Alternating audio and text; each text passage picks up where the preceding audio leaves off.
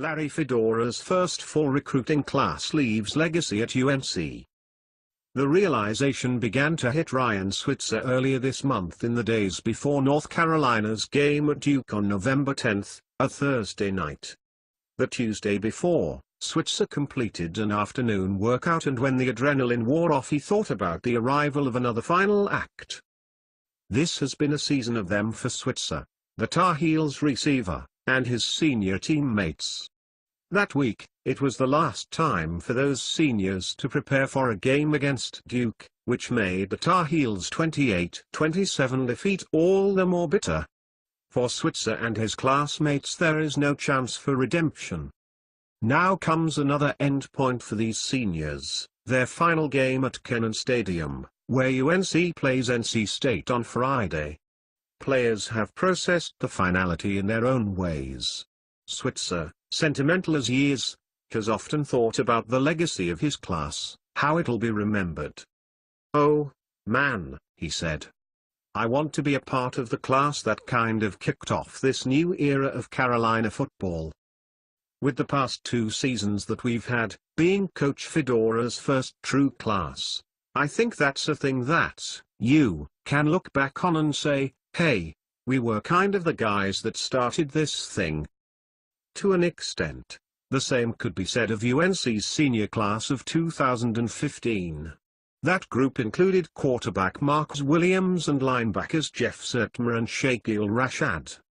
The leadership and production they provided last year proved instrumental in UNC's best season in nearly 20 years.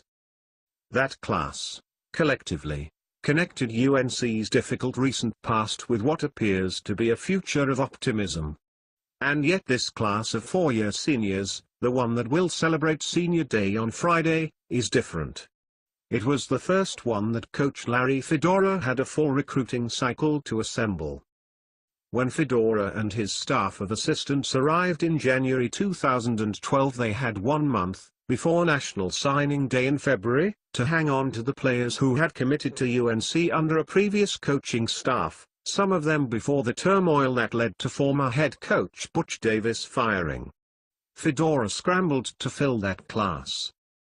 One of the final players to join it, Quinshad Davis, left school last season as UNC's all-time leader in receptions.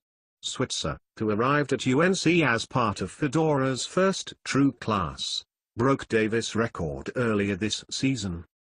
"It's kind of surreal, how fast the time's gone," Switzer said. "But I've always made the most. I haven't taken any game I've played for granted. So I think when I look back at my college career, I won't have any regrets." Switzer became one of the centerpieces of Fedora's first class, or at least the first class he had more than 1 month to put together. While Fedora and his staff hurried to salvage the 2012 class, one that includes 4 fifth-year seniors still on the team, he looked ahead, too.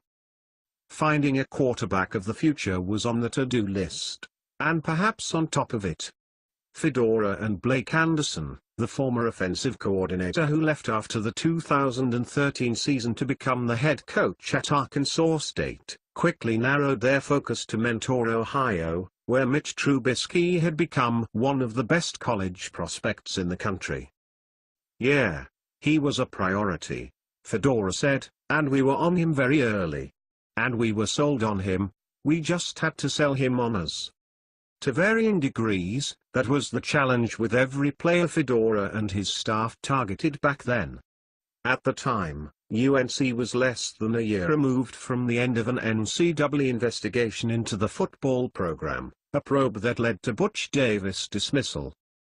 Fedora inherited the fallout, the postseason ban that kept his team out of the ACC championship game his first season, the scholarship cuts, the impossible to quantify intangible consequences of a program's tarnished reputation, regardless of a coaching change. His recruiting pitch, then, was to come be a part of the solution. Be a part of a new beginning. "You remember," Fedora said, "we had scholarship limitations, we had all kind of negative publicity 23 out of the 24 hours of the day. And it was to just believe in, really. the coaching staff and what we were selling as far as that we can make things happen here at the University of North Carolina. For those seniors who have been around for 4 years, the beginning of their time at UNC didn't exactly match what Fedora had sold.